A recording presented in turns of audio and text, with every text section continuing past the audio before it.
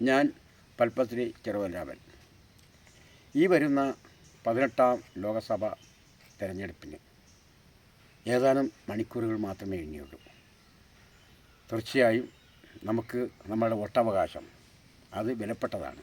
അതിനെ വില നിർണ്ണയിക്കാൻ ആർക്കും സാധ്യമല്ല.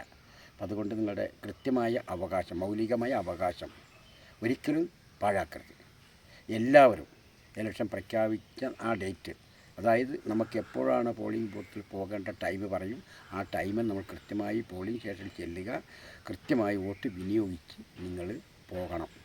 അതിനെല്ലാവർക്കും പ്രായമുള്ളവർക്ക് മുൻഗണനയുണ്ട്, ഗർഭിണികൾക്ക് മുൻഗണനയുണ്ട്, അങ്ങനെ രോഗികൾക്ക് മുൻഗണനയുണ്ട്. ഇതൊക്കെ നമുക്ക് അവിടെ സൗകര്യം ചെയ്യും. പണ്ടത്തെ പോലെയല്ല, ഇന്ന് നടക്കാൻ പറ്റിയില്ലെങ്കിൽ വാഹനങ്ങളൊക്കെ ഉപയോഗിച്ചൊക്കെ പോകാൻ സാധിക്കുമെന്നാണ് ഞാൻ വിശ്വസിക്കുന്നത്.